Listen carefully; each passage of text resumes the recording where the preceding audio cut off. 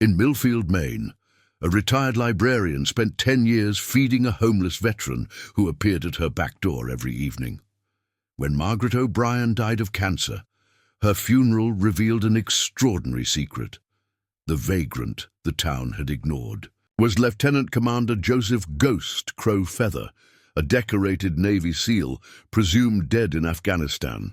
Her decade of quiet meals had saved a war hero, and his fellow SEALs carried her casket to honor the angel who brought their brother home. Before we jump back in, tell us where you're tuning in from, and if this story touches you, make sure you're subscribed, because tomorrow I've saved something extra special for you. The kitchen clock read 5:47 p.m. when Margaret O'Brien began her evening ritual.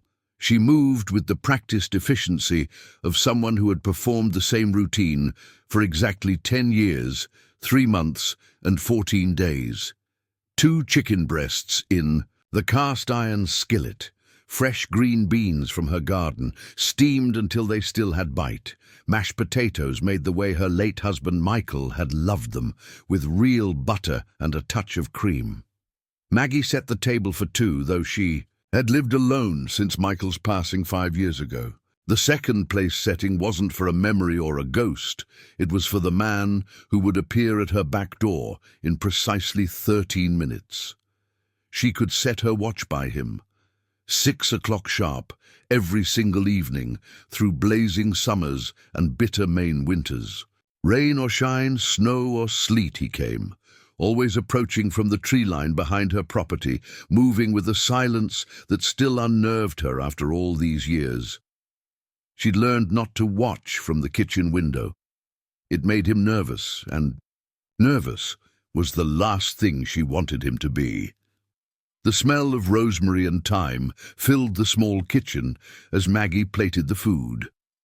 1 portion for herself, which she'd eat at her kitchen table while reading the day's mail. The other went onto her good china, the wedding set with the tiny blue flowers that she'd been saving for special occasions that never seemed to come. She'd decided 10 years ago that feeding a hungry soul was occasion enough. The coffee was always black, strong enough to wake the dead, served in Michael's old Navy mug. She'd learned his preferences through careful observation. No sugar, no cream, nothing that might be considered luxury or comfort. Just sustenance, plain and honest. At 5:59, Maggie stepped onto her back porch and placed the meal on the small wooden table she'd positioned there a decade ago. The table had weathered to a soft grey, marked with water rings and knife scratches, evidence of countless meals shared in solitude. She arranged everything just so. Plate in the center, coffee. To the right, cloth napkin folded beneath the silverware.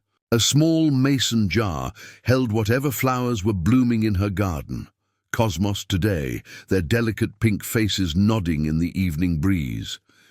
Then she retreated to her kitchen, settling at her own table with her back to the window. She'd learned that lesson the hard way.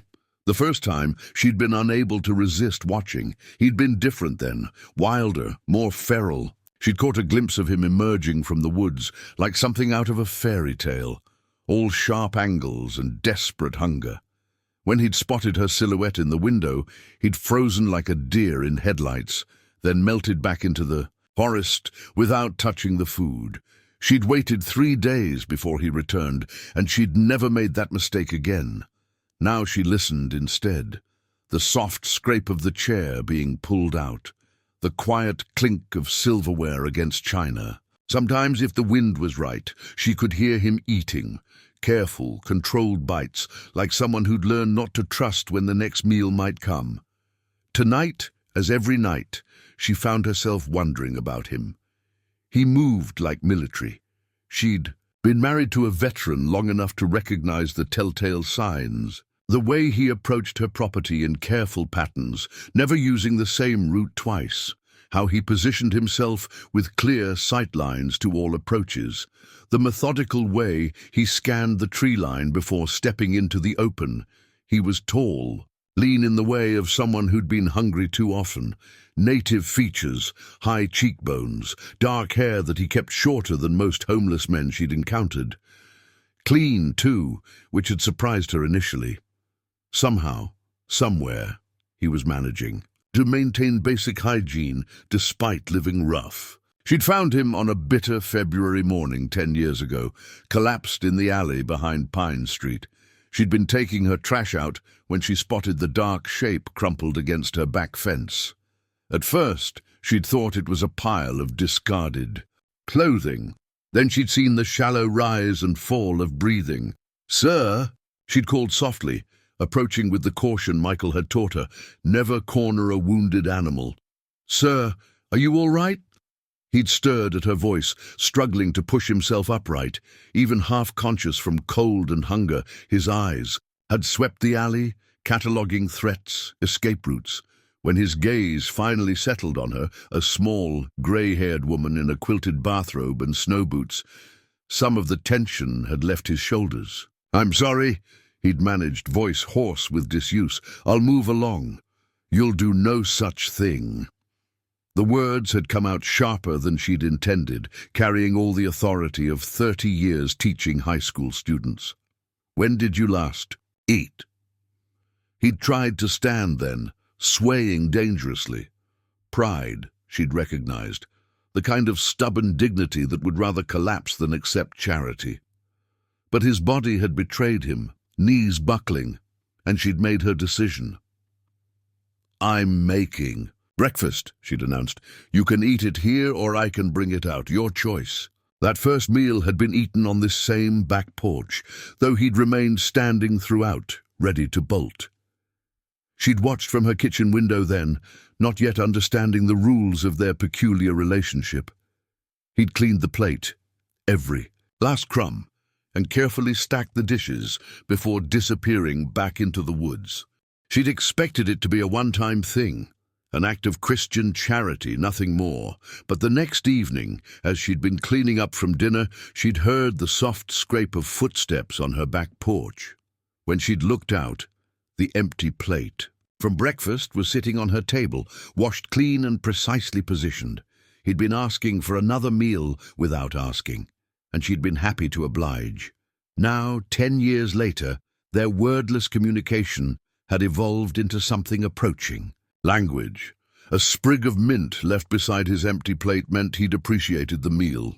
Dishes arranged in a specific pattern indicated he'd be away for a few days, traveling to whatever jobs or resources kept him going. Once, she'd found a small pile of split firewood stacked neatly beside her back door. Payment for kindness, he could never speak aloud. The soft clink of china being stacked told her tonight's meal was finished. She waited, counting slowly to 30, before venturing back onto the porch.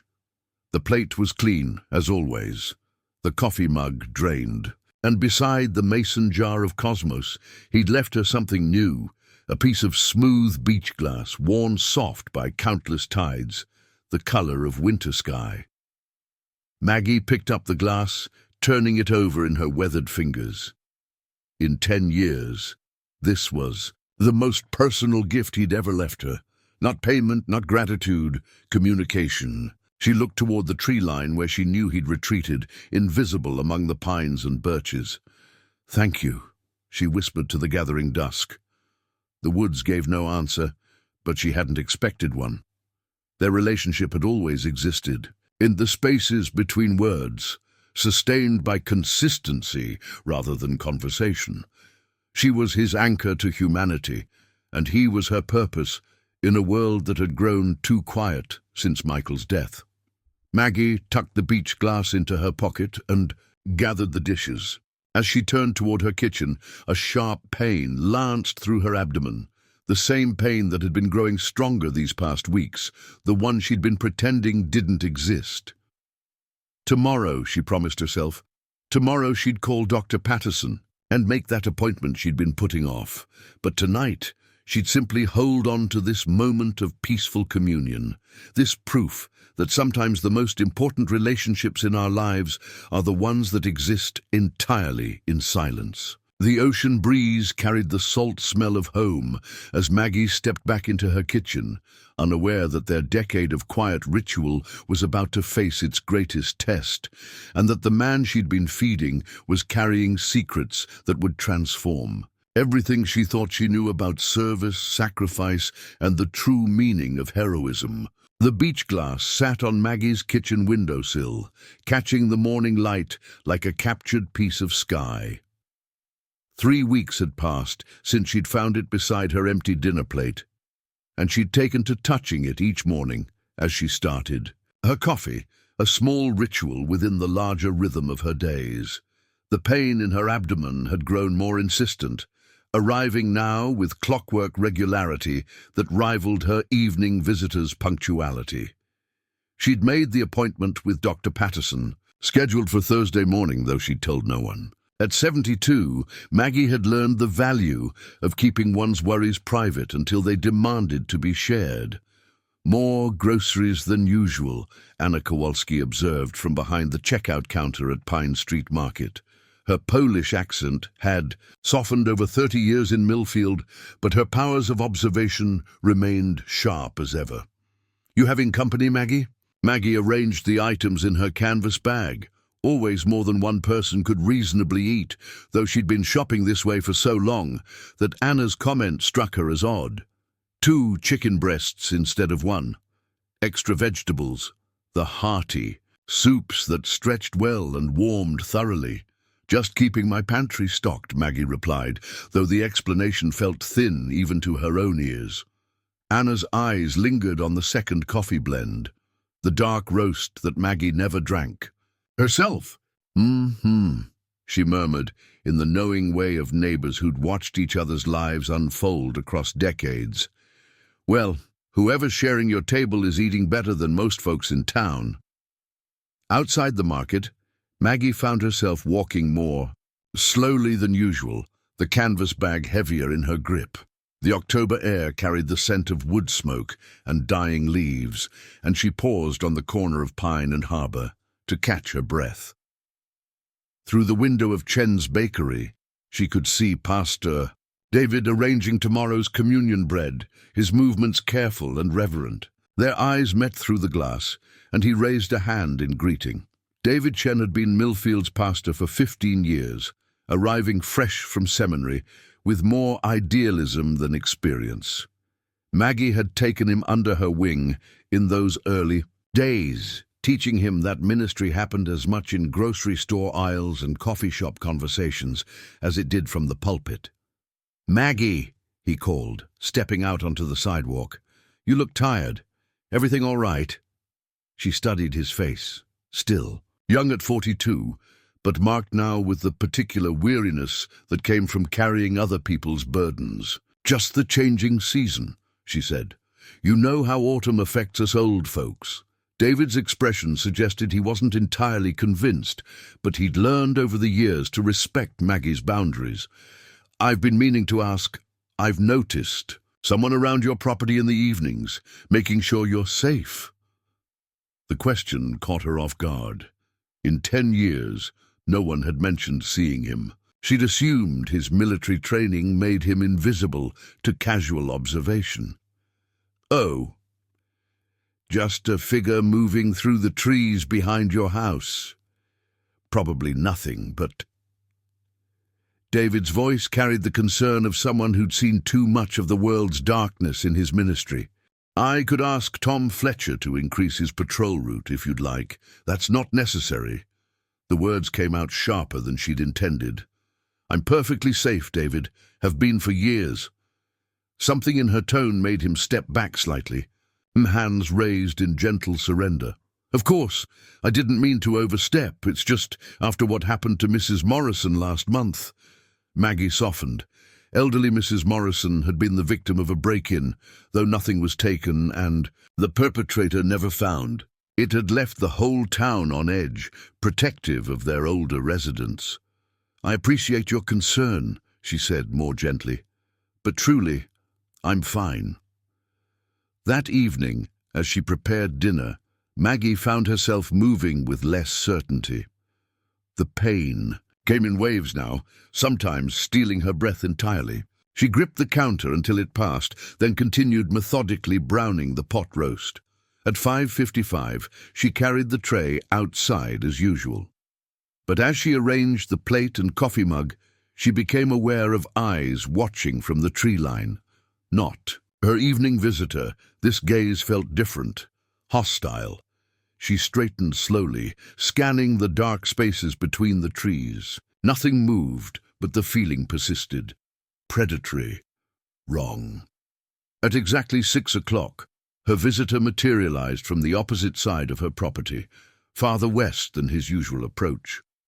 She caught a glimpse of him as he moved between the oak and the old maple, and something in his posture told her he'd felt the watching eyes too.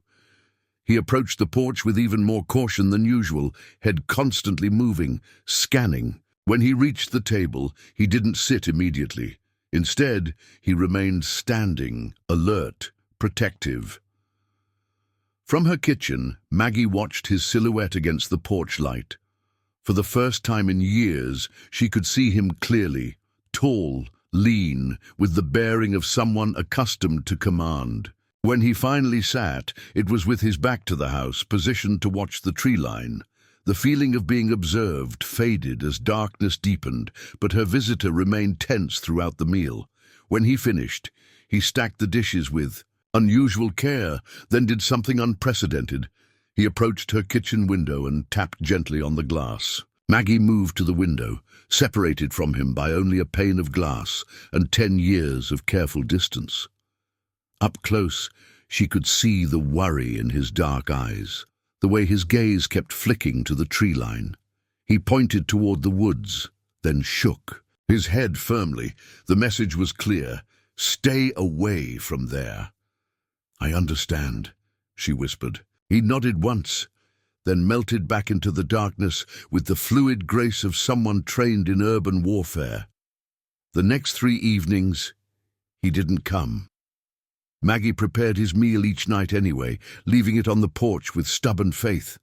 But the plate remained untouched, and she found herself pacing her kitchen, peering anxiously into the darkness beyond her property line. Had something happened to him? Had whoever was watching finally acted? On the 4th evening, as she was bringing the untouched plate back inside, she heard footsteps on her porch. She rushed to the window to see him standing in the circle of porch light, and her heart nearly stopped. His left eye was swollen shut, his lips split and scabbed, his jacket hung in tatters and dried blood stained his shirt. But he was alive, and he was here. Without thinking, Maggie opened her back door for the first time in 10 years. "My God," she breathed. "What happened to you?" He looked up at her, startled by the sound of her voice after so many years of silence. For a moment, she thought he might bolt, then his shoulders sagged with exhaustion. "Some people," he said, his voice rusty from disuse, "don't think folks like me deserve kindness." The words hung between them, heavy with implication. Someone had hurt him, badly, and Maggie suspected it was connected to whoever had been watching her property. "Come inside," she said firmly. "Let me clean those wounds." He shook his head. "I shouldn't." "You should." She stepped back, holding the door wide. 10 years you've been keeping me company at dinner. Time I returned the favor." For a long moment, he stood frozen on the threshold between the darkness he knew and the warmth he'd never dared hope for. Then, slowly, he stepped into Maggie O'Brien's kitchen, crossing a boundary that would change everything between them and set in motion events that would reveal truths neither of them was prepared to face. Joseph Crow Feather stood in Maggie's kitchen like a wild animal that had suddenly found itself in a living room, every muscle coiled, ready to bolt at the first sign of threat. 10 years of careful distance collapsed into this single moment of trust, and the weight of it pressed against his chest like shrapnel. "Sit," Maggie said gently, gesturing toward one of her kitchen chairs. "Please." The word felt foreign in the space between them. In a decade of shared meals, she'd never spoken directly to him. He'd begun to wonder if she was real or some figment of his fractured mind, an angel who appeared each evening to prove he hadn't completely lost his humanity. But her voice was real, warm, tinged with the authority of someone accustomed to caring for others. Joseph remained standing, old habits overriding exhaustion. "Ma'am, I appreciate the offer, but nothing." Maggie moved to her sink, filling a basin with warm water. "You're hurt, and I have first aid supplies. Michael always kept a well-stocked kit." The name meant nothing to Joseph, but the reverence in her voice suggested someone important, someone lost. She set the basin on her kitchen table beside a wooden box marked with a faded red cross. "Military issue," Joseph noted, "old but well-maintained." When she opened it, he caught a glimpse of supplies arranged with the precision of someone who'd once depended on such organization for survival. "Your husband?" Joseph asked, the words feeling strange on his tongue after years of silence. 5 years gone this Christmas. Maggie's hands moved efficiently, laying out gauze pads and antiseptic. "Korea." He understood about wounds that don't show. The statement hung between them, loaded with implication. Joseph's good eye met hers, and in that moment he realized she'd known all along. Known he was military. Known he was carrying damage deeper than anything visible on his skin. "Ma'am! Maggie!" She pulled out a chair and fixed him with a look that brooked no argument. "And you're going to sit down and let me clean those cuts before they get infected?" Joseph sat. Not because he was afraid of infection. He'd survived far worse with field-expedient medical care, but because something in her tone reminded him of his grandmother, speaking elk woman, who'd had the same gift for making commands sound like invitations. Maggie worked in silence, her touch gentle but competent. She cleaned the split lip first, then moved to the swollen eye. Her fingers were steady, sure, the hands of someone who'd done this before. "You have medical training," Joseph observed. 30 years in the school system. You learned to patch up everything from scraped knees to split foreheads." She paused, studying the pattern of bruises along his jaw. "Though this looks like someone took exception to your very existence." Joseph's laugh came out as more of a grunt, something like that. "The men who were watching my house?" The question surprised him. He'd tried to be subtle about his surveillance, but apparently Maggie O'Brien missed very little. 3 of them, Joseph confirmed. "Been around for about a week. Tonight they decided to express their feelings about the local vagrant population." Did you—" Maggie stopped herself, perhaps realizing that asking a man with his obvious training whether he'd defended himself was both obvious and potentially complicated. "They're alive," Joseph said simply. "Bruised but alive." Relief flickered across her features. "Good, that's good." As she worked, Joseph found himself studying her kitchen, really looking at it for the first time. The space was small but immaculate, everything in its place.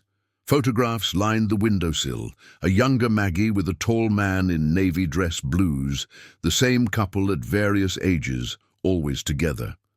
The man, Michael, had the bearing of career, military, but his eyes held warmth rather than the 1,000-yard stare Joseph saw in his own reflection. "He died at home," Maggie said, noticing his attention to the photographs.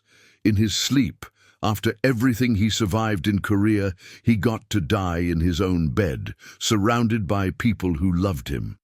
Joseph heard the unspoken blessing in her words, the gratitude of a military spouse who'd gotten the ending many never did. A sharp pain lanced through Maggie's abdomen, strong enough to make her gasp and grip the edge of the table. Joseph's trained eye caught the tremor in her hands, the way color drained from her cheeks. "You're hurt," he said, half rising from his chair. "I'm fine." But even as she said it, another wave of pain hit, doubling her over. Joseph was on his feet instantly, moving with the fluid grace of someone trained in battlefield medicine. His hands found her shoulders, steadying her as she swayed. "When did this start?" His voice carried the authority of a medical professional taking charge of a casualty. "It's nothing, just—" Maggie tried to straighten, but her body betrayed her, knees buckling. Joseph caught her, lifting her easily and carrying her to the living room couch. 10 years of hunger had left him lean, but military training died hard, and his arms still remembered the weight of wounded soldiers. "Ma'am, Maggie, I need you to tell me about the pain. When did it start? Where exactly is it located?" She looked up at him through eyes bright with unshed tears, and for the first time since he'd known her, she looked fragile, mortal. 3 weeks, she whispered. "Maybe a month. It comes and goes, but it's getting worse." Joseph's hands moved gently over her abdomen, feeling for signs of distension, rigidity, anything that might indicate immediate danger. His touch was clinical, professional, the hands of someone who'd triaged casualties under fire. "Have you seen a doctor?" "I have an appointment Thursday." "That's 2 days away." Joseph's expression was grim. "This could be—" "I know what it could be." Maggie's voice was steady now, resignation replacing fear. "I'm 72 years old. I've had a good life, a good marriage. I'm not afraid of what's coming." Joseph settled beside her on the couch, close enough to help if another wave of pain hit. "What are you afraid of?" The question seemed to surprise her. She was quiet for a long moment, her gaze drifting to the photographs on the mantelpiece. Michael in uniform, Michael at their wedding, Michael working in their garden. "I'm afraid of leaving you alone," she said finally. "For 10 years, you've come to my table. You've trusted me with your presence, if not your words, and I've come to need that trust as much as you've needed the meals." The admission hung between them, raw and honest. Joseph felt something crack open in his chest, a wall he'd built to protect himself from exactly this kind of connection. "Maggie, promise me something." Her hand found his, surprisingly strong despite her pain. "Promise me that when I'm gone, you won't disappear back into those woods. Don't let my death be the thing that takes away the progress you've made." Joseph looked down at their joined hands, his scarred and weathered from years of rough living, hers soft but marked, with age spots and the small wounds that came from a lifetime of caring for others. He thought of his grandmother's stories about the spirits that guide us through difficult journeys, about the unexpected angels who appear when we need them most. "I promise," he said, though he had no idea how he could possibly keep such a vow. Outside, the October wind rattled the windows, and somewhere in the distance a siren wailed, ambulance or police racing towards someone else's crisis. But in Maggie O'Brien's living room, 2 souls who'd found each other across the vast emptiness of trauma and loss sat holding hands, facing the terrible certainty that all good things must end. Joseph squeezed her fingers gently, and for the first time in a decade, he didn't feel alone with his wounds.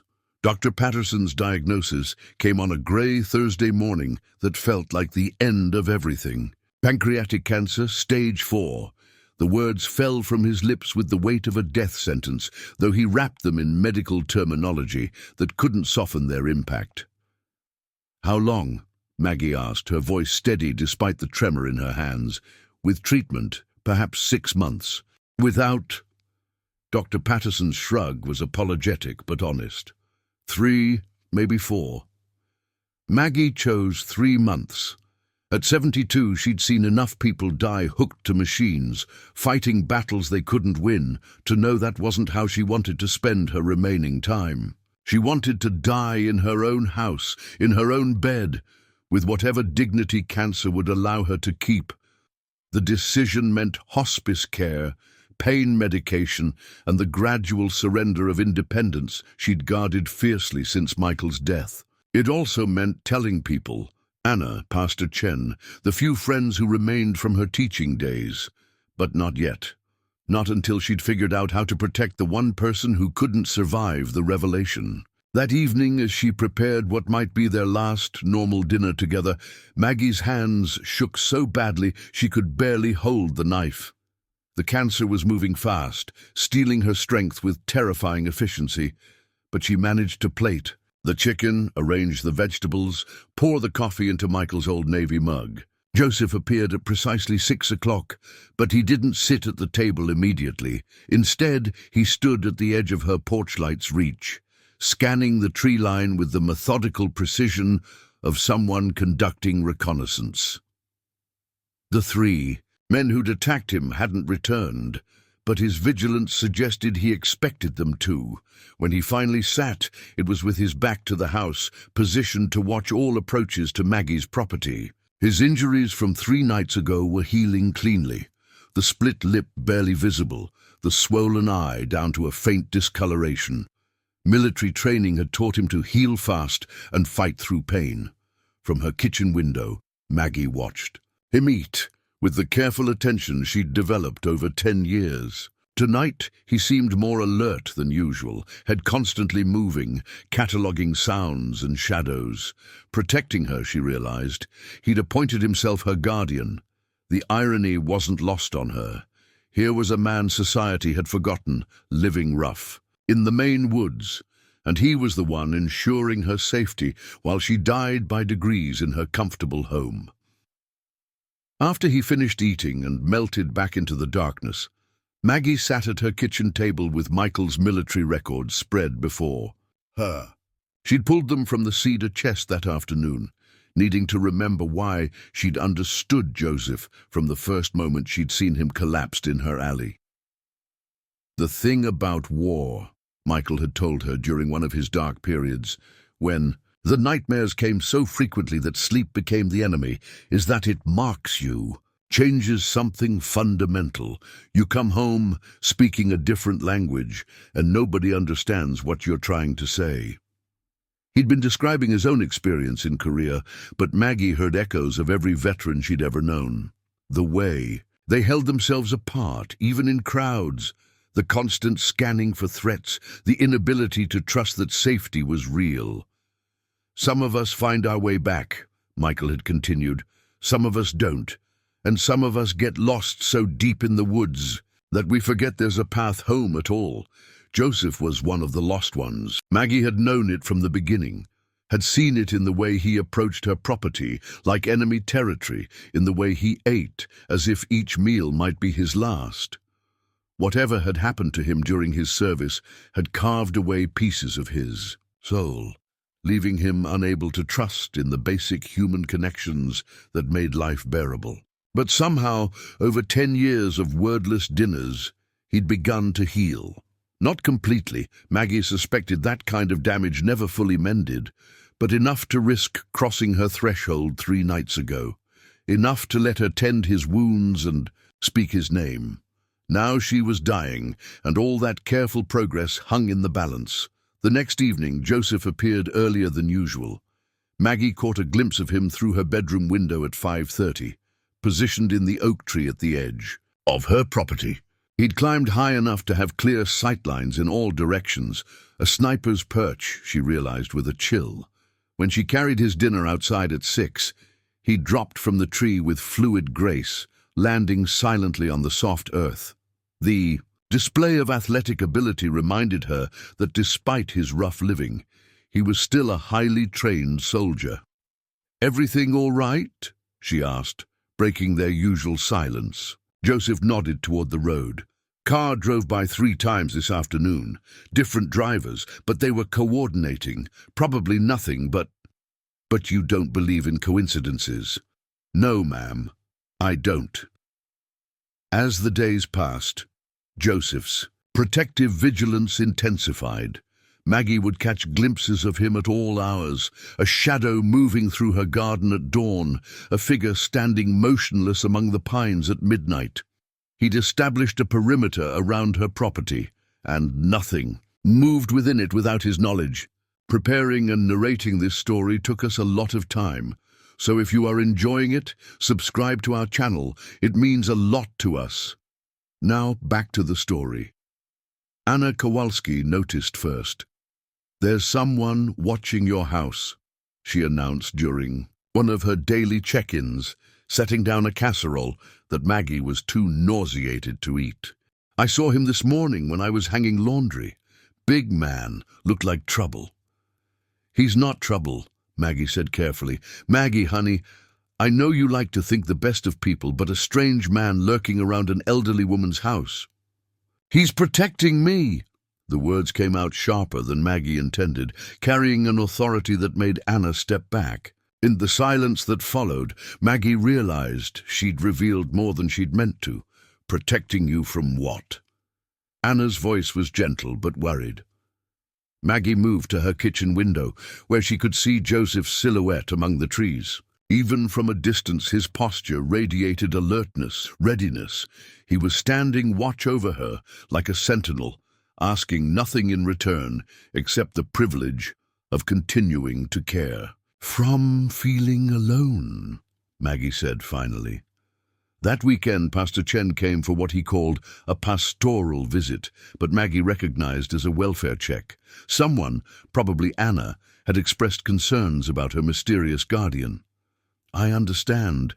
You have a friend looking out for you," David said carefully, accepting the cup of tea she'd prepared despite her shaking hands. "I do.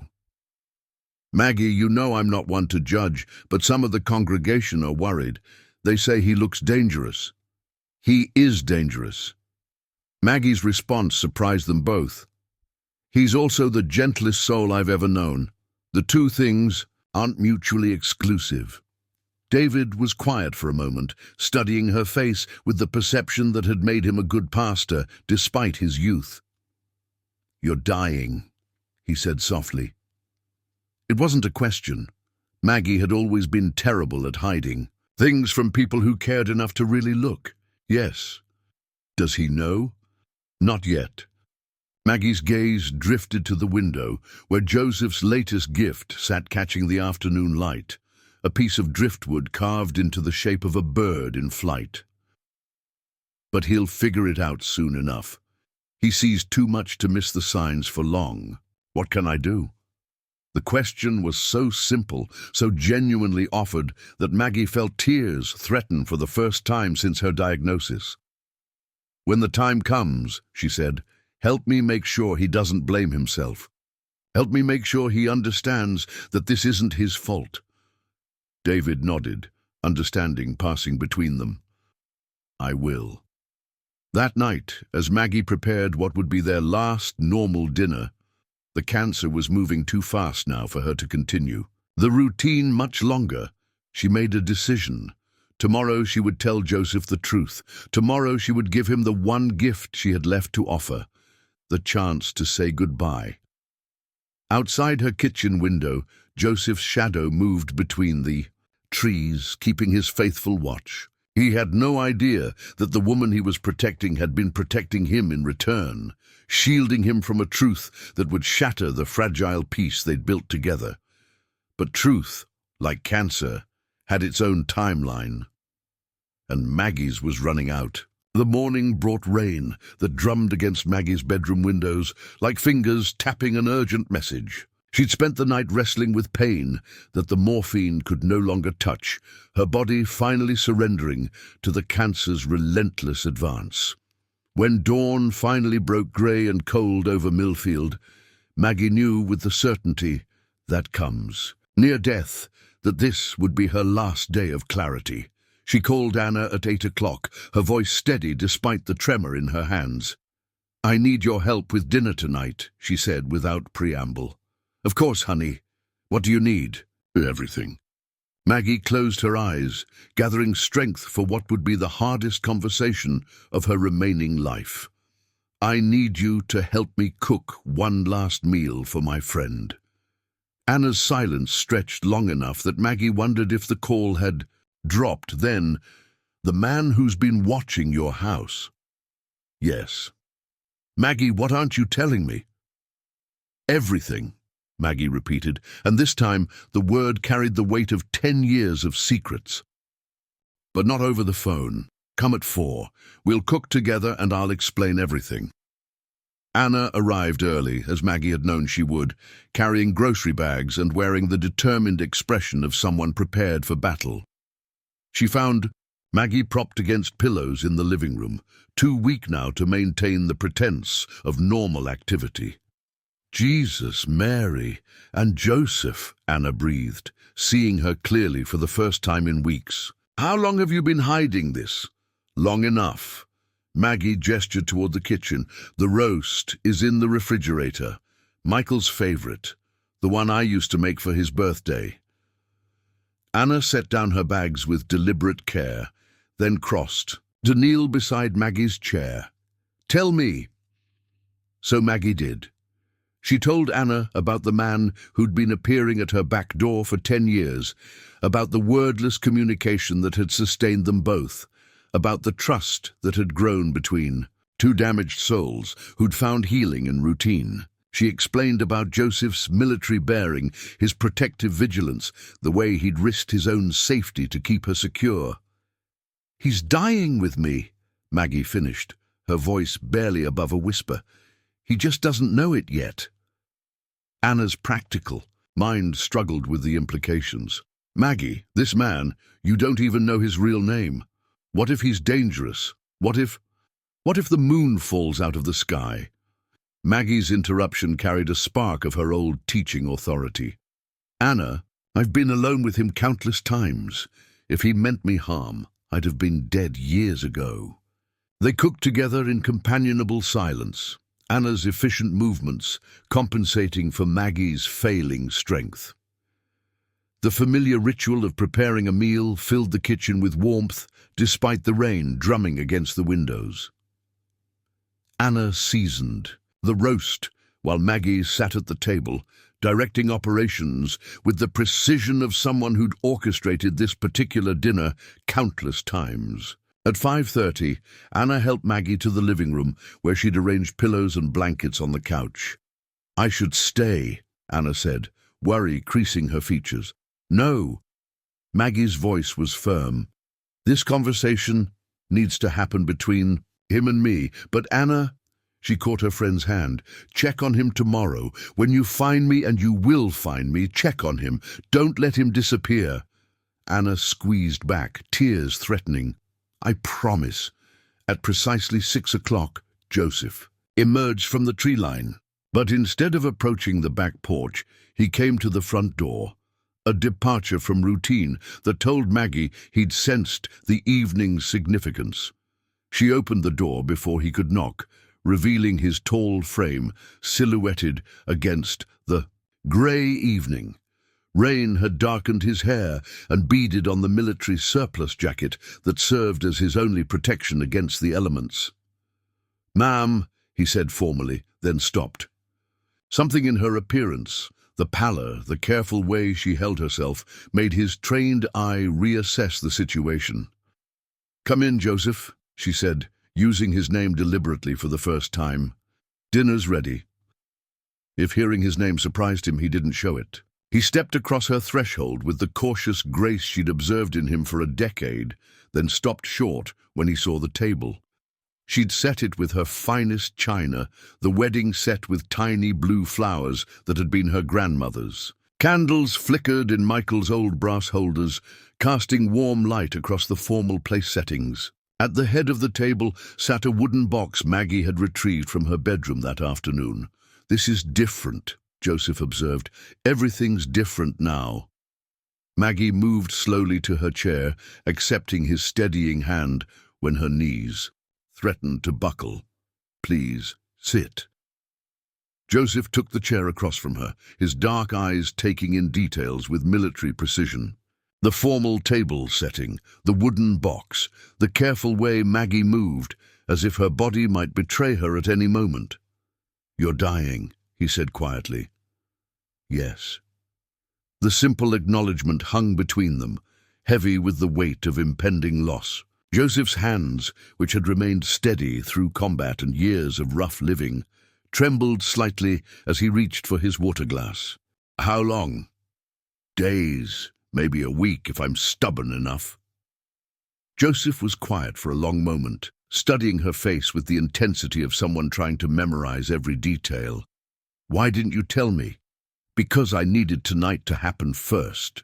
Maggie opened the wooden box, revealing its contents with hands that shook but remained purposeful. I needed to show you these. Inside the box lay Michael's military decorations: Purple Heart, Bronze Star, Combat Infantry Badge. Beneath them, yellowed photographs of a young soldier in Korea, letters home, and at the bottom, a folded flag that had draped her husband's coffin. Michael served in Korea, Maggie said, lifting out the Purple Heart. Came home with shrapnel in his leg and nightmares that lasted 30 years. But he also came home with something else, an understanding of what service costs. She placed the medal on the table between them. He taught me to recognize the signs, the way a warrior carries himself, the constant scanning for threats, the way sleep becomes the enemy, because that's when the memories surface. Joseph's breathing had grown shallow, his hypervigilance spiking as old trauma brushed against current reality. He told me once that the hardest part wasn't the fighting, Maggie continued. It was coming home to a world that had no idea what you'd sacrificed for them. He said warriors need witnesses, people who see their service and honor it, even when the details must remain unspoken. She lifted a photograph from the box, Michael in his dress uniform, young and proud and unmarked by war's invisible wounds. I've been your witness, Joseph. For 10 years I've seen your service, I've honored your sacrifice, and I need you to know that caring for you has been the greatest privilege of my life. Joseph's composure finally cracked. 10 years of careful control shattered, and tears he'd been holding back since Afghanistan ran down his weathered cheeks. I was Lieutenant Commander Joseph Crow Feather, he said, his voice breaking on his own name. Team leader, SEAL Team 3. We were extracting a high-value target from Kandahar when everything went wrong. My team, they died because of my decisions. I should have died with them. But you didn't. Maggie's voice was gentle but firm. You survived, and surviving means you still have purpose. What purpose? I'm a ghost, Maggie, a dead man who forgot to lie down. Maggie reached across the table, covering his scarred hands with her own. Your purpose is to live, to honor their sacrifice by refusing to waste the life they died protecting. Your purpose is to remember that love doesn't require explanations or justifications. It just requires showing up. Joseph looked down at their joined hands, then back at her face, trying to memorize every line, every expression. What happens to us, he whispered, when you're gone? What happens to this? Maggie smiled, and for a moment her face carried echoes of the young woman who'd fallen in love with a soldier 60 years ago. That depends on you, she said. You can disappear back into the woods and let my death be the end of your story, or you can choose to keep living, keep connecting, keep proving that love is stronger than loss. They ate their final meal together. In comfortable silence, two souls sharing communion across the vast distance between service and sacrifice, between giving and receiving, between the living and the dying. Outside, the rain continued to fall, washing the world clean for whatever came next. When Joseph left that night, he carried with him more than the memory of shared meals. He carried the weight of promise, the burden of purpose, and the terrible, beautiful knowledge that sometimes the people we save end up saving us in return. Maggie watched from her window until his shadow disappeared among the trees, then settled into her chair to wait for morning and whatever peace awaited beyond the pain. She died in her sleep 3 hours later, her face turned toward the window where she'd watched over a broken warrior for 10 years, helping him remember how to be human. Anna Kowalski found Maggie at dawn, just as she'd promised. The October. Morning was crisp and clear, yesterday's rain having washed the world clean. She'd brought coffee and fresh bread from Chen's bakery, planning to share breakfast with her dying friend, only to discover that Maggie had slipped away during the night with the same quiet dignity she'd lived. Anna stood in the doorway of Maggie's bedroom, coffee growing cold in her hands, looking at the peaceful expression on her friend's face. Even in death, Maggie looked like she was listening for something, footsteps on the back porch, perhaps, or the sound of someone who needed care. The reality of loss hit Anna in waves. 30 years of friendship reduced to this moment of terrible stillness. But underneath her grief lay a more immediate concern, her promise to check on Joseph. After calling 911 and Pastor Chen, Anna stepped onto Maggie's back porch and called softly toward the tree line. "Hello, sir? I need to speak with you." No answer came from the woods, but Anna had the distinct feeling she was being watched. She tried again, louder this time. "Maggie's gone. She died peacefully in her sleep. She wanted me to make sure you knew." A long silence stretched between the porch and the trees.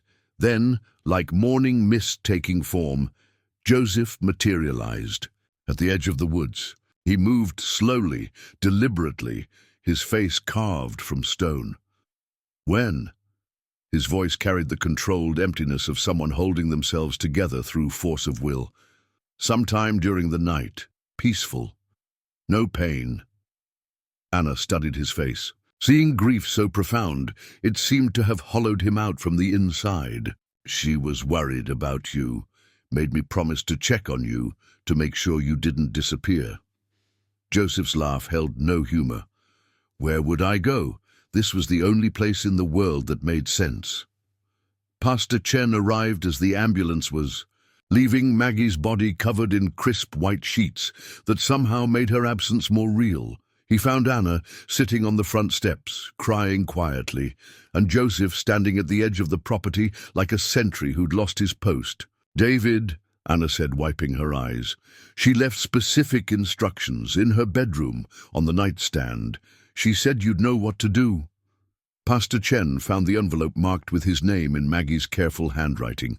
Inside, 3 pages of detailed funeral arrangements written in the precise script of a retired librarian who left nothing to chance. "David," the letter began, "by the time you read this, I'll be with Michael again, and you'll be wondering how to honor a life spent in quiet service. I'm writing this to make your job easier and to ensure that my death serves a purpose greater than grief. First, the practical matters. I want a simple service at the church, followed by burial beside Michael in Hillcrest Cemetery. Anna has the details about flowers and music, but David, there's something else, something more important than any of those arrangements. The man who's been coming to my back door for 10 years is named Joseph. He's a veteran, a good man who's been carrying wounds he shouldn't have to bear alone. My death is going to hit him harder than anything he's faced since whatever war took pieces of his soul. In my jewelry box, you'll find a purple heart, Michael's. I want it presented to Joseph during the service with full military honors. I've already contacted the VFW chapter in Portland. They'll know what to do if you mention my name and explain the circumstances. Joseph will resist this attention. He'll try to disappear rather than face a public acknowledgement of his service. But David, he needs to be witnessed. He needs to know that his sacrifice mattered, that his life has value beyond the guilt he's carrying. This is my final request. Not as your parishioner, but as someone who's spent 10 years learning that healing happens when we're brave enough to be seen. Help him be seen. With love and faith in your wisdom, Margaret O'Brien, Pastor Chen, read the letter twice, then walked back outside where Anna and Joseph stood in their separate orbits of grief. "Joseph," he called, using the name for the first time. Joseph's head snapped up, startled to hear his identity spoken aloud by a stranger. "I'm Pastor David Chen. Maggie left instructions. She wanted you to have military honors at her funeral." "No, Joseph's response was immediate and final. Absolutely not. She anticipated you'd say that. Pastor Chen pulled out a second envelope. She left this for you specifically. Joseph took the envelope with hands that weren't quite steady. His name was written on the front in Maggie's familiar script, the same careful handwriting he'd seen on grocery lists and notes left beside his dinner plates over the years. Joseph. Maggie's letter read, "If you're reading this, then David has done as I asked and offered you the recognition you deserve. I know you're refusing. I know every instinct you have is telling you to disappear back into the woods and let my death be the end of our story. But I'm asking you, no, I'm ordering you, with all the authority of someone who fed you for 10 years, to be brave enough to let people see who you really are. You told me you were Lieutenant Commander Joseph Crow Feather, SEAL Team 3. You told me your team died because of your decisions. But Joseph, you never told me the most important part of that story. You survived because you deserved to survive. Your presence at my funeral won't be about honoring me, though I'd be grateful for it. It will be about honoring them, your fallen teammates, the mission that cost so much, the service that broke you and made you and left you strong enough to spend 10 years keeping a lonely old woman company. Let them see you, Joseph. Let them witness your sacrifice, not for my sake, but for yours. You've been invisible long enough. With all my love and faith in your courage, Maggie P.S. Anna has promised to help with whatever you need. Don't you dare make a liar out of her." Joseph read the letter 3 times before looking up at Pastor Chen and Anna, who were watching him with careful patience. She wants me to what? Stand up in front of the whole town and pretend I'm some kind of hero?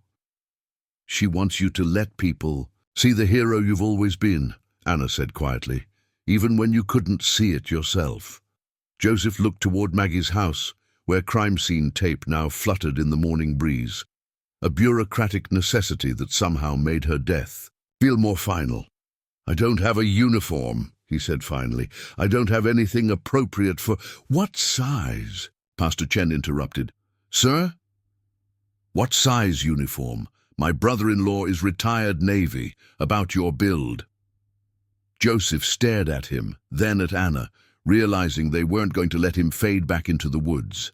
Maggie had orchestrated this moment, with the same careful precision she'd brought to their dinner routine, leaving him no choice but to honor her final request. "I can't promise I won't bolt," Joseph said finally.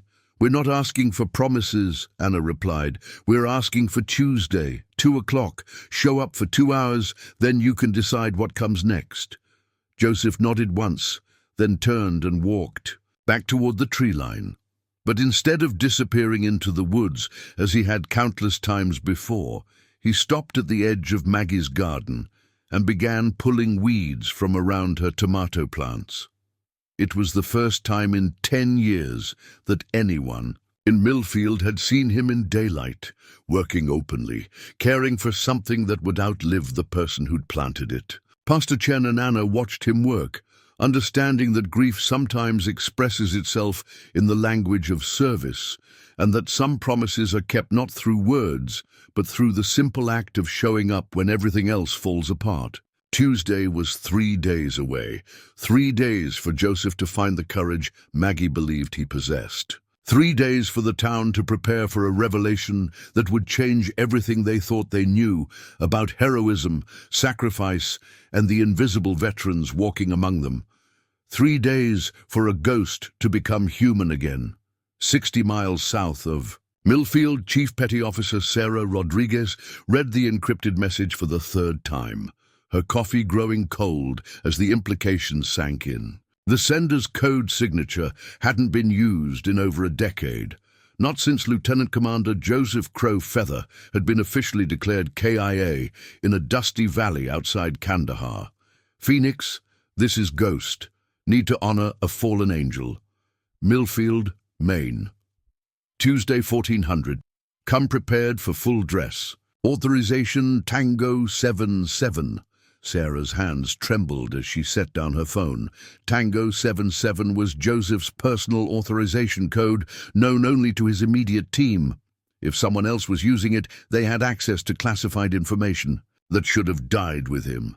But if Joseph was alive... She dialed Tommy Patterson without conscious thought, muscle memory taking over where rational thought failed. Bulldog. Tommy, it's Phoenix. Drop whatever you're doing. Ghost is alive.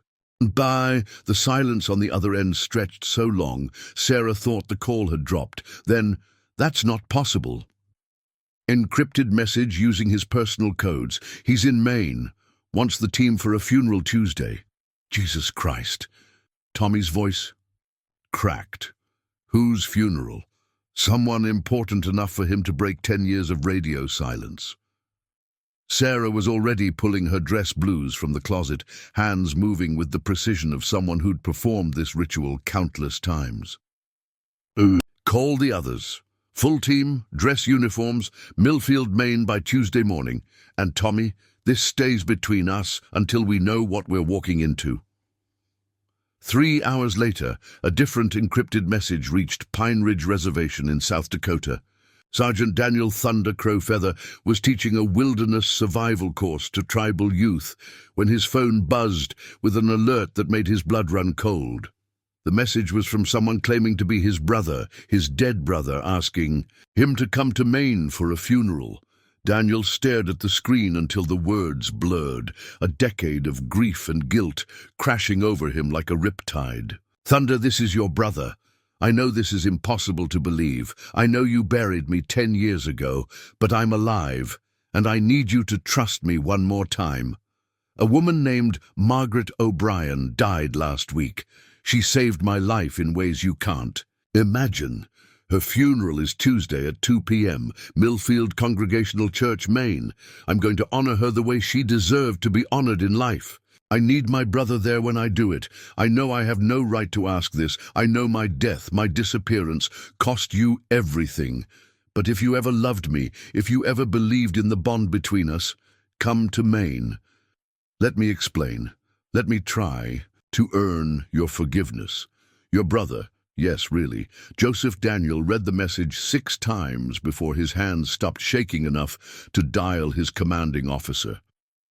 Sir, I need emergency leave. Family situation. Crow Feather, you just took a leave for your nephew's graduation. My brother's alive, sir. The words hung in the air, impossible and true at the same time. Daniel had spent 10 years believing Joseph was dead, had enlisted in the Marines partly to honor his memory, partly to die in the same service that had claimed his hero. Now, 3 days before he was supposed to ship out for his 4th deployment, the ghost he'd been chasing had materialized with a request that defied everything Daniel thought he knew about loss and survival. How is that possible? His CO asked. I don't know, sir, but I intend to find out. Tuesday morning dawned clear and cold in Millfield, the kind of October day that made the Maine coast look like a postcard. At the Millfield Inn, 5 figures, in civilian clothes, moved with the controlled precision of operators preparing for a mission. They'd arrived separately over the past 2 days. Sarah from Virginia Beach, Tommy from Boston, Rodriguez from San Diego, Williams from Seattle, and Chen from San Francisco. The core of SEAL Team 3, reunited for the first time since their commanding officer's memorial service. Anyone have eyes on him?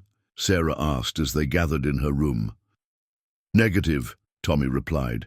Been watching the church since dawn. No sign of ghost. Maybe he changed his mind, Chen suggested. 10 years of hiding, then suddenly he wants a public ceremony. Doesn't fit his psychological profile. Sarah studied the church through her binoculars, noting the growing crowd of townspeople, the media vans that had appeared overnight after word leaked about unusual military arrangements for a small-town librarian's funeral. He'll show, she said with the certainty of someone who'd followed Joseph Crowfeather through hell and back. Ghost never broke a promise in his life. He's not starting now. Tadei. At the Pine Ridge Reservation, Daniel Crow Feather sat in his truck outside the church where his grandmother had taken him every Sunday as a child. He'd driven 18 hours straight, fueled by black coffee and the kind of desperate hope that felt like drowning in reverse. Speaking Elk Woman found him there as the sun reached its zenith, her ancient face creased with the wisdom of someone who'd seen too much loss to be surprised by resurrection. "You look like you've seen a spirit," she said in Lakota, settling beside him on the truck's tailgate. "Maybe I have, Grandmother. Joseph sent word. He's alive." The old woman nodded as if this revelation was no more surprising than news about the weather. "I told you he wasn't dead. Warriors like your brother don't die easy. They just get lost sometimes." "Lost for 10 years? Sometimes it takes that long to find the way home." She studied his face with eyes that missed nothing. "You going to him?" "I don't know what to say. I buried him. I mourned him. I became him to honor his memory." "How do you talk to a ghost?" Speaking Elk Woman's laugh was like wind through dry grass. "The same way you talk to anyone else, grandson, with truth, with love, with forgiveness for the things that couldn't be helped." As afternoon approached, the various players in Maggie O'Brien's final drama moved toward their convergence point. Sarah's team positioned themselves around the church with the tactical awareness of operators securing a perimeter. Daniel drove, east through mountains that grew smaller as they approached the coast, carrying traditional Lakota burial honors for a white woman who'd saved his brother's soul. Pastor Chen made final adjustments to a eulogy that would somehow encompass a decade of invisible service and sacrifice. And somewhere in the woods surrounding Millfield, Joseph Crow Feather stood before a mirror he'd improvised from a piece of polished metal, adjusting the dress blue uniform that transformed him from vagrant to veteran, from ghost to living reminder of what service truly cost. The Purple Heart sat heavy in his breast pocket, Michael O'Brien's medal, soon to become his own through Maggie's final act of love. Around him, the October forest whispered with the voices of the dead, his fallen teammates, Michael O'Brien, and now Maggie herself, all waiting to see if he had the courage to step out of the shadows and into the light of public recognition. At 1:55 p.m., Joseph checked his watch, the same military timepiece he'd worn through 3 deployments and 10 years of exile. 5 minutes until he had to choose between honoring Maggie's memory and protecting the anonymity that had kept him safe. He thought of her final letter, of the faith she'd placed in his courage, of the promise he'd made to a dying woman who'd seen him as human when the whole world had written him off as casualty statistics. Joseph straightened his shoulders, adjusted his ribbon rack one final time, and began walking toward the church where his past and future would collide in ways that would transform not just his own life, but the understanding of everyone who witnessed what happened next. The ghost was about to become flesh again, and Millfield would never be the same. The Millfield Congregational Church hadn't seen this many people since the Christmas Eve service of 1987, when the blizzard stranded half the town overnight. Every pew was filled, with overflow seating arranged in the fellowship hall. Anna Kowalski sat in the front row, clutching a handkerchief and stealing glances toward the back doors, wondering if Joseph would keep his promise or disappear into the Maine. Woods forever! Pastor Chen stood at the pulpit, looking out over a congregation that included faces he'd never seen before. Reporters from the Portland papers, state officials who'd gotten wind of something unusual happening in their small coastal town, and, scattered throughout the crowd, 5 individuals whose military bearing marked them as clearly as uniforms. "We gather today to celebrate the life of Margaret O'Brien," Pastor Chen began, his voice carrying the practiced calm of someone accustomed to shepherding grief. "A woman who understood that the most profound acts of love often happen without witnesses, without recognition, without fanfare." Sarah Rodriguez sat 3 rows back, her trained eye cataloguing exits and potential threats while her heart hammered against her ribs. Beside her, Tommy Patterson gripped his service cap so tightly. His knuckles had gone white. They'd spent 10 years believing their commanding officer was dead, and now they waited in a small-town church for a ghost to materialize. Maggie believed that service came in many forms. Pastor Chen continued. She served her community as an educator for 30 years, shaping young minds and opening them to the wonder of learning. She served her neighbors through countless small acts of kindness that will never make headlines, but made all the difference to those who received them. In the back corner, Daniel Crow Feather stood with his back to the wall, wearing his dress, blue marine uniform, and carrying a ceremonial eagle feather, a traditional Lakota honor for fallen warriors. His dark eyes swept the congregation, searching for the brother he'd mourned for a decade. But perhaps Maggie's greatest service, Pastor Chen said, his voice growing stronger, was to a broken soldier who needed to remember what it meant to be seen as human rather than a casualty of war. A murmur rippled through the congregation.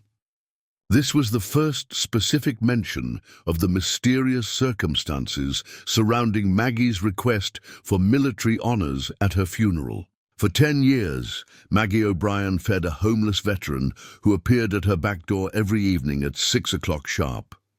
She asked no questions, demanded no gratitude, expected no recognition.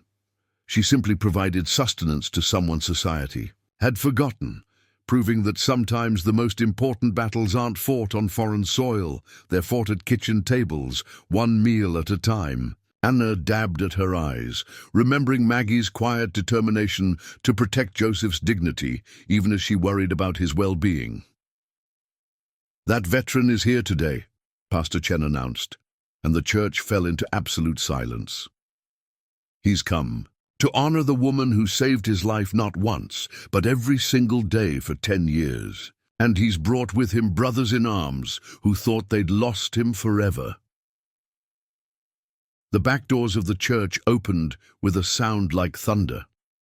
6 figures in military dress uniforms entered in perfect formation, 5 Navy SEALs flanking their former commanding officer, who walked with the bearing of someone carrying the weight of multiple wars and the love of one extraordinary woman. Joseph Crow Feather looked like a man risen from the dead. The homeless vagrant who'd haunted Millfield's edges for a decade was gone, replaced by a decorated naval officer whose ribbon rack told a story of heroism and sacrifice. The purple heart on his chest caught the afternoon light streaming through the stained glass windows. The congregation erupted in gasps and whispers. Many recognized the homeless man they'd seen around town for years, but none had imagined the warrior beneath the worn clothes and careful invisibility. Joseph's eyes found Anna in the front row, and he nodded once, a gesture of gratitude and acknowledgement that made her sob outright. Then his gaze swept the church, taking in the faces of people who'd looked through him for a decade, now seeing him for the first time. Sarah Rodriguez stepped forward, her voice carrying the authority of someone accustomed to addressing troops under fire. "Ladies and gentlemen, I present Lieutenant Commander Joseph Ghost Crow Feather, Navy Cross recipient, Bronze Star with V for Valor, Purple Heart with 2 oak leaf clusters. For 10 years, we believed he died leading a classified rescue mission in Afghanistan. Today, we learn he's been living among you, being sustained by the grace of Margaret O'Brien." The church was so quiet that the sound of Joseph's footsteps echoed like drumbeats as he walked down the center aisle. Every step was measured, deliberate, the march of a soldier approaching the most important formation of his life. He stopped beside Maggie's flag-draped casket, placing his hand on the polished wood with the reverence of someone saying goodbye to salvation itself. "10 years ago," Joseph said, his voice carrying clearly through the church, "I led my team Into an ambush that cost 4 good men their lives. I survived when I should have died. I came home broken, invisible, convinced I deserved nothing better than to fade away." He turned to face the congregation, and Anna could see the enormous courage it took for him to make himself vulnerable before these strangers. "Maggie O'Brien found me dying in an alley and chose to save me. Not once, but every day for 10 years. She never asked what I'd done to deserve homelessness. She never demanded I explain my wounds or justify my existence.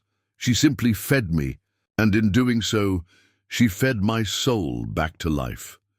Daniel stepped forward from the back of the church, the eagle feather trembling in his hands. "Joseph?" The sound of his name spoken in Lakota made Joseph's composure crack. He turned toward his brother, younger now than Joseph had been when he disappeared, but marked with the same warrior's bearing that ran in their bloodline. "Little brother," Joseph whispered. Daniel walked down the aisle with tears streaming down his face, carrying a decade of grief and guilt and desperate hope. When he reached Joseph, he held out the eagle feather with hands that shook.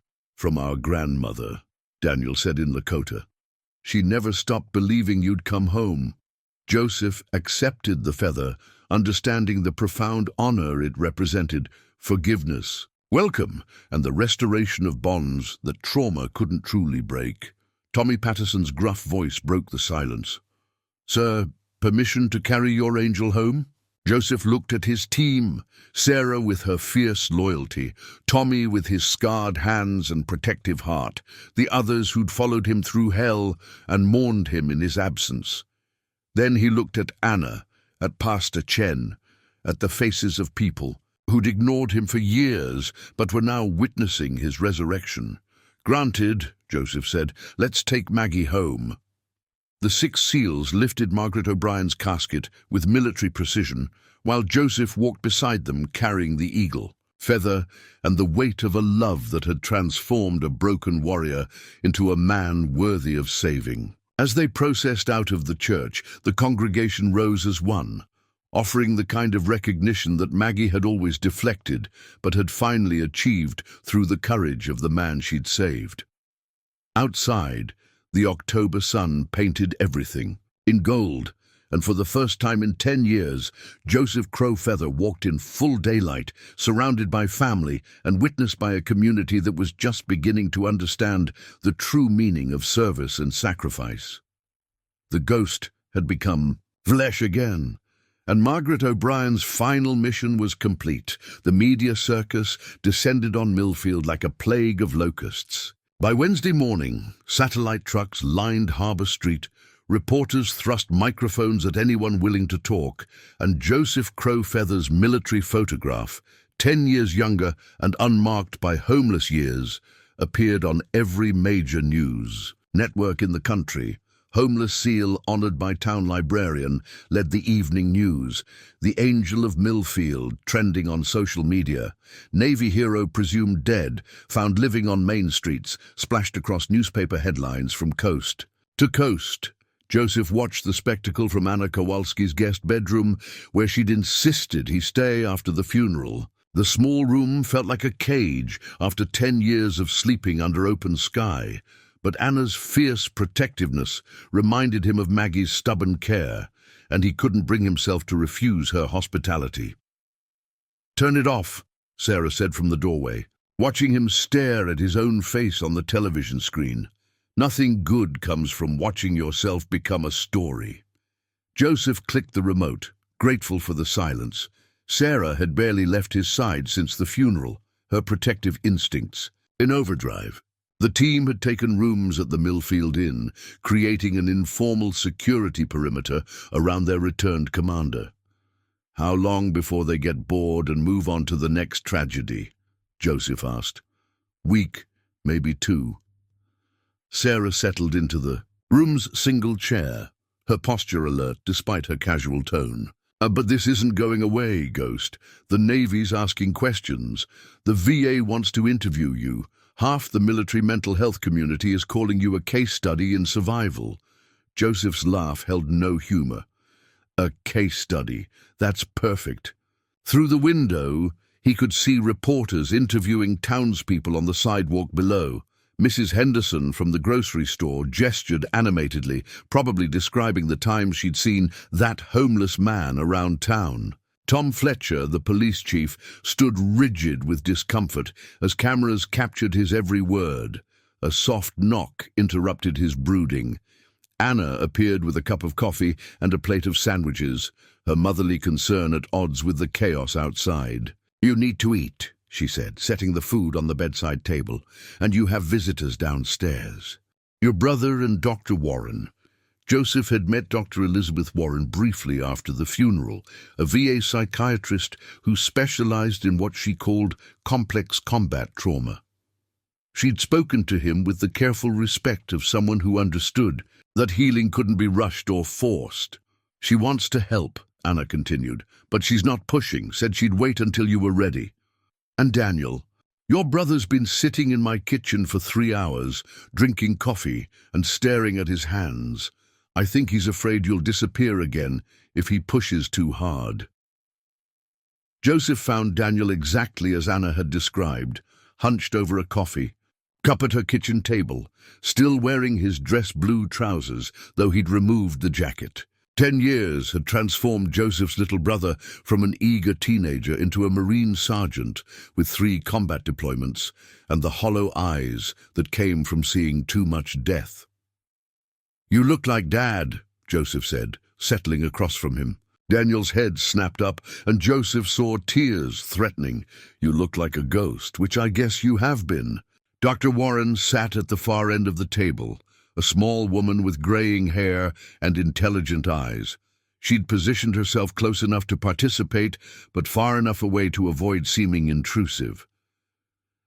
"Daniel's been telling me about your family," she said, "about your grandmother's reaction to learning you're alive. Speaking elk woman always said I was too stubborn to die properly," Joseph replied. "Guess she was right. She wants to see you," Daniel said urgently. "She's 93, Joseph. She might not have much time left." The weight of accumulated absence settled on Joseph's shoulders. 10 years of missed conversations, family, gatherings, ceremonies where his empty chair reminded everyone of what they'd lost. He'd been so focused on his own survival that he'd never considered how his disappearance had wounded the people who loved him. "I don't know how to go back," Joseph admitted. "I don't know how to be anyone other than the broken man Maggie fed. Every night." Dr. Warren leaned forward slightly. "What if you didn't have to choose? What if you could be both, the warrior who served his country and the man who learned to accept love without conditions? You make it sound simple. It's not simple. It's the hardest work you'll ever do." Her voice carried the authority of someone who'd guided other shattered souls through similar journeys. "But Joseph, you've already done the hardest part. You've survived. You've maintained your humanity through circumstances that would break most people. Now we help you figure out how to live instead of just survive."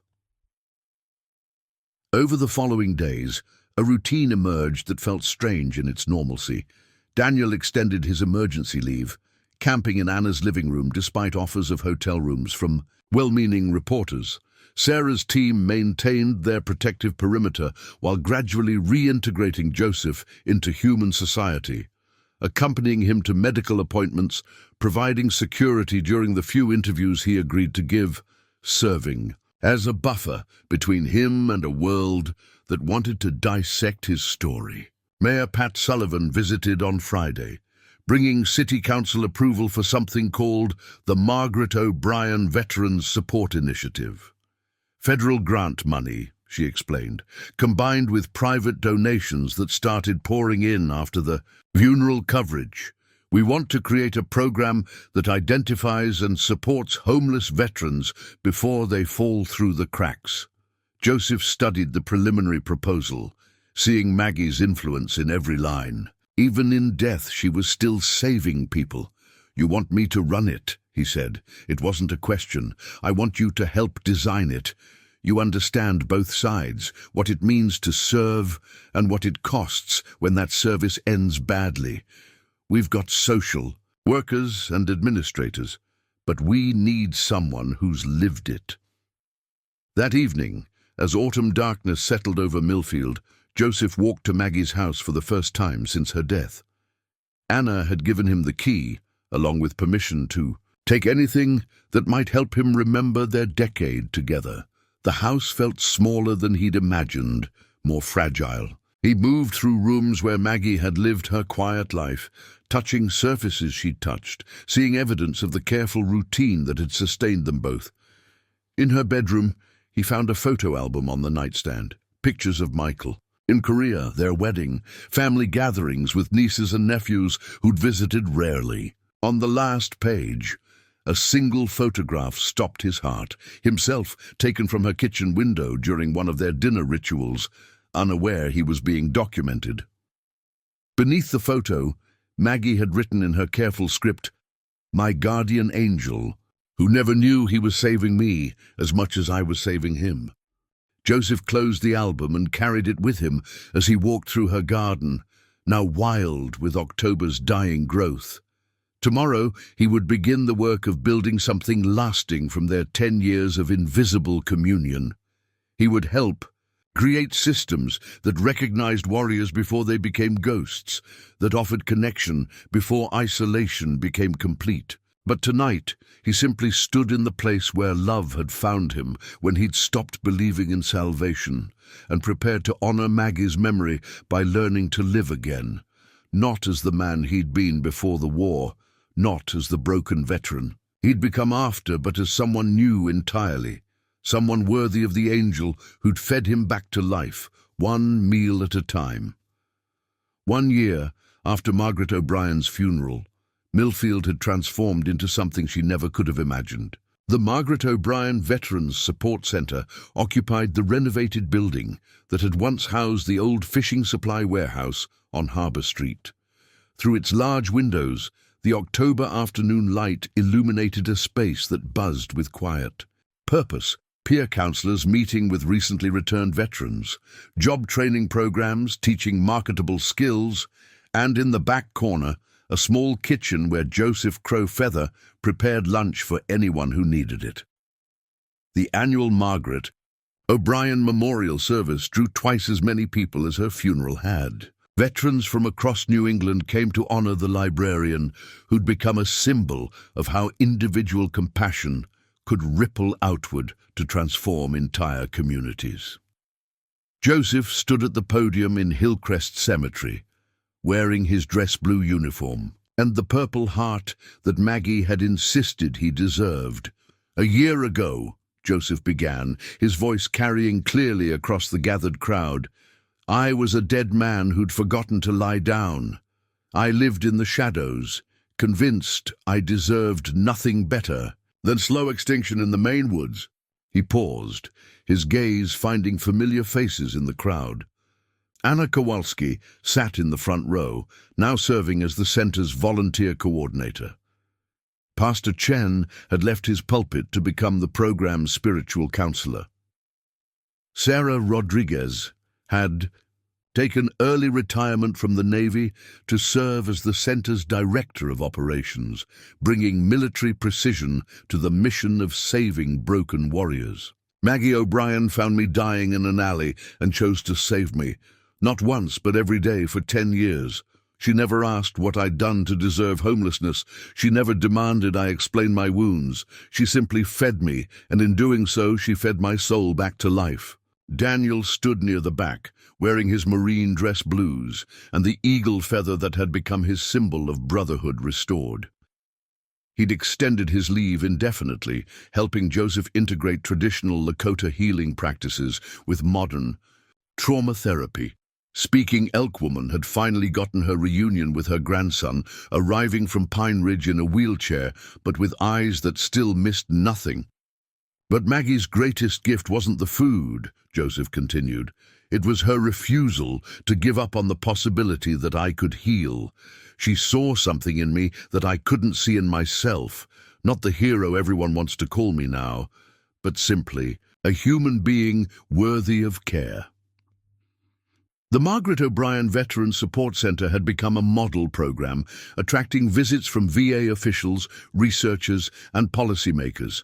But Joseph insisted its real success was measured not in statistics or funding awards, but in smaller victories. Tommy Patterson finding sobriety after 15 years of self-medicating his war wounds. Maria Santos, a homeless female veteran, transitioning from the streets to stable housing. Marcus Williams learning to manage his PTSD symptoms well enough to reconnect with his estranged daughter. This center exists because one woman refused to accept that any warrior should face their battles alone, Joseph said. Every meal we serve, every veteran we house, every family we help reunite, it's all an extension of Maggie's kitchen table. After the ceremony, Joseph walked through the center's programs with the quiet pride of someone who'd found his mission. The peer counseling sessions operated on Maggie's principle of presence over solutions, trained veterans sitting with newer arrivals, offering witness rather than advice.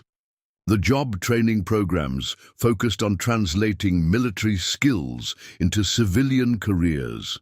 The housing initiative provided transitional support that bridged the gap between homelessness and independence. In the center's kitchen, Joseph prepared the evening meal with the same methodical care Maggie had taught him, but now he wasn't alone. Volunteers from the community worked beside him, church groups donated supplies, local restaurants contributed expertise. What had once been the private communion between two wounded souls had become a community-wide mission. As 6 o'clock approached, Joseph carried plates of food to the dining area where 8 veterans sat waiting. Some were newly arrived, still carrying the hollow-eyed alertness of people who'd learned to trust nothing. Others were further along in their healing, serving as informal mentors to those just beginning the journey. Joseph set down the first plate in front of Kevin Morrison, a young Marine who'd been living in his car for 3 months before Anna spotted him in the center's parking lot.